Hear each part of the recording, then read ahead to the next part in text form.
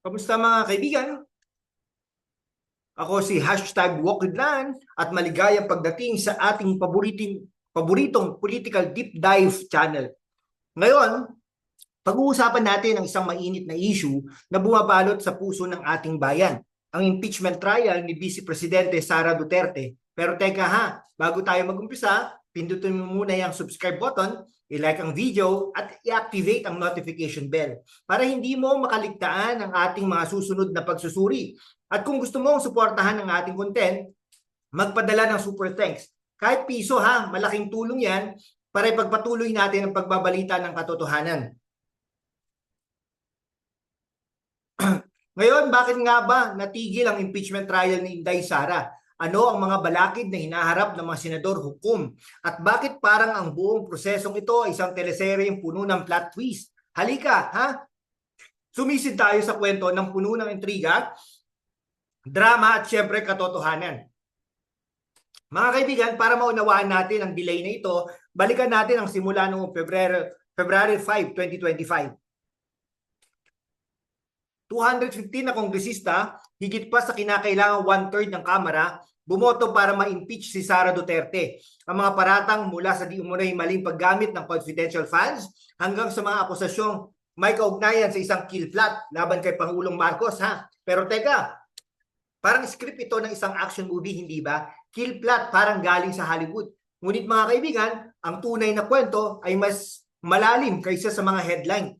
Si Sara Duterte, na kilala natin bilang Inday Sara, ay hindi lang isang politikong may malakas na base sa Mindanao. Siya ay anak ng dating Pangulong Rodrigo Roa Duterte at ang kanyang pangalan ay simbolo ng tapang at dedikasyon. Para sa marami, at ang impeachment na ito ay hindi lang tungkol sa mga paratang. Ito ay isang laban ng political dynasties, ha? Isang digmaan ng ambisyon para sa 2028 presidential race. Kung titignan natin ang mga paratang laban kay Sara ay puno ng kontrobersiya. Halimbawa, ang issue ng confidential funds, ha? Sabi ng mga kritiko, di umano'y hindi naaayon sa batas ang paggamit nito. Pero mga kaibigan, hindi ba't ang confidential funds ay ginagamit para sa mga sensitibong operasyon ng gobyerno? Si Sara bilang dating Education Secretary at Vice Presidente ay nagbigay diin na ang mga pondo ay ginamit para sa kapakanan ng mga estudyante at seguridad ng bansa. Kung gayon, bakit parang pinipilit ang kaso laban sa kanya? At itong kill plot na yan, mga kaibigan, wala pang konkreto at matibay na ebidensya na inilabas sa publiko. Parang sinasabi nila, kung walang ebidensya, gagawa tayo ng ingay? No? Kaya naman, hindi natin maiwasang magtanong, political maneuver ba ito para siraan ang pangalan ni Sara bago ang 2028?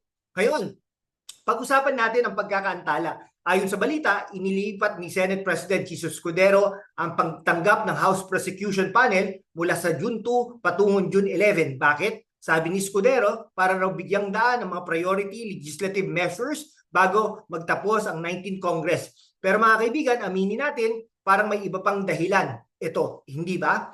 Ayon sa mga ulat, ang artikulo ng impeachment ay naipasa na sa Senado noong Pebrero ha, pero hindi ito naaksyonan bago mag-adjourn ang Kongreso. Ngayon ha, may duda kung makukumpleto ba ang trial bago matapos ang kasalukuyang Kongreso. Bakit mahalaga ito? Kasi kung hindi matapos ang trial, maaaring magbago ang komposisyon ng Senado sa 20th Congress at doon mas malakas ang mga kaalyado ni Sara. Si Senator-elect Vicente Soto III sa mga nagsulat ng impeachment rules, isa sa mga nagsulat ng impeachment rules ng Senado ay nagsabi ng mga hindi pagkakasundo sa interpretasyon ng rules ay maaaring magpabagal pa lalo sa proseso. Mga kaibigan, parang sinasadya ang pagkakaantala, hindi ba? Kung gusto talaga natin nilang ayusin ito, tapusin, bakit parang hinintay nila ang pagbabago ng panahon? At heto pa ang twist ha. The midterm elections on May 12, 2025 ay nagbigay ng malaking tulong kay Sara. 5 sa mga kandidatong sinusuportahan niya ang nanalo sa Senado. Kabilang na si Senador-elect Rodante Marcoleta at si dating Pangulong Bongo na nanguna sa senatorial race. Sa 24 na senador, kailangan lang ni Sara ng 9 na boto para ma-acquit. At sa lagay na yan, parang mas maraming senador ang kakampi niya kaysa sa kalaban. Mga kaibigan, hindi natin may pagkakaila ang lakas ng Duterte brand. Si Inday Sara ay hindi lang isang politiko may karisma, siya ay isang simbolo ng pag-asa para sa maraming Pilipino, lalo na sa Mindanao. Ang kanyang mga kaalyado tulad ni na Senador Bato de la Rosa at Robin Padilla ay hayagang nangako na suporta. Kahit si Senador Amy Marcos at Camille Villar na sinuportahan ni Sara ay malamang nabuboto pabor sa kanya. Heto ang tanong, bakit kaya natatakot ang mga kalaban ni Sara? Simple lang, ang Duterte brand ay hindi basta-basta natitinag. Kahit na nga si dating Pangulong Rodrigo Roa Duterte ay nasa Hague, nanalo pa rin ang kanyang anak na si Sebastian bilang Vice Mayor ng Davao at isa pang anak na si Paulo ay muling nahalal sa Kamara. Ang Duterte dynasty ay parang kawayan, yumuyuko sa hangin pero hindi nababalik. At kung titignan natin ang publiko, ang suporta kay Sara ay hindi natitinag. May mga ulat nga, ang kanyang mga kaalyado sa Senado ay nanalo dahil sa suporta ng masa. Sabi nga ni Congressman Robert East Barbers, voters are smarter than we give them credit for. Ang mga botante ay hindi bumoto base sa mga akusasyon. Bumoto sila para sa mga leader na may integridad tulad ni Sara.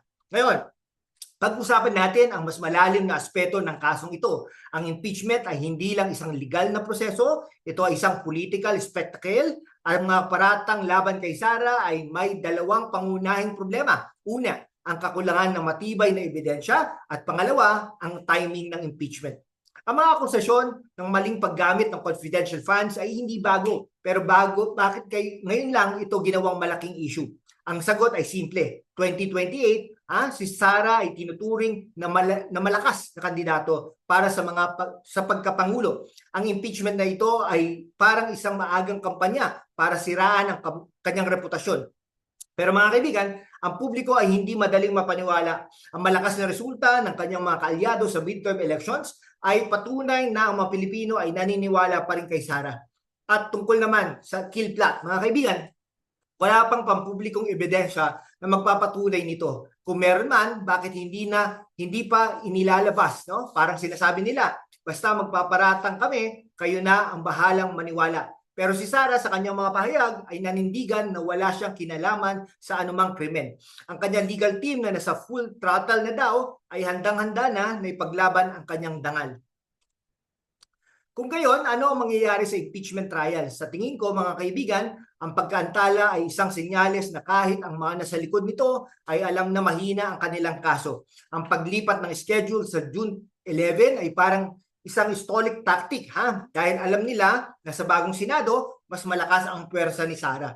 Si Sara mismo ang nagsabi, I truly want a trial because I want a bloodbath. Pero mga kaibigan, ang bloodbath na sinasabi niya ay hindi literal. Ito ay mga kanyang paraan na pagsabi na handa siyang harapin ang mga paratang at ang patunayang mali ang mga ito. Ang kanyang tapang ay isang paalala na hindi siya basta-basta sumusuko. So huli ang impeachment na ito ay hindi lang tungkol kay Sara. Ito ay tungkol sa hinintayin ng Pilipinas. Gusto ba natin ng politikang puno ng intriga at walang basihang akusasyon?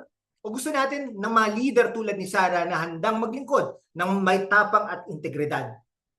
Mga kaibigan, ang laban ni Inday Sara ay laban din natin. Ang impeachment trial na ito hindi lang isang legal na proseso, ito ay isang pagsubok sa ating demokrasya. No? Kaya naman huwag tayong magpapadala sa ingay ng mga akusasyon. Manatiling kritikal, manatiling informed, at suportahan natin ang mga leader na tunay na naglilingkod sa bayan. Kung nagustuhan mo ang pagsusuring ito, pindutin ang like button, i-share sa inyong mga kaibigan, at mag-subscribe para sa mas maraming ganitong content. Huwag kalimutan mag-comment sa baba. Ano ang tingin mo sa impeachment trial ni Sara? At kung gusto mong suportahan ang ating channel, magpadala ng super thanks. Kahit maliit na halaga, malaking tulong yan para ipagpatuloy natin ang paghahatid ng katotohanan. Hanggang sa susunod mga kaibigan, manatiling matalas, manatiling tapat, at lagi natin ipaglaban ang tama. Salamat at magkita-kita ulit tayo.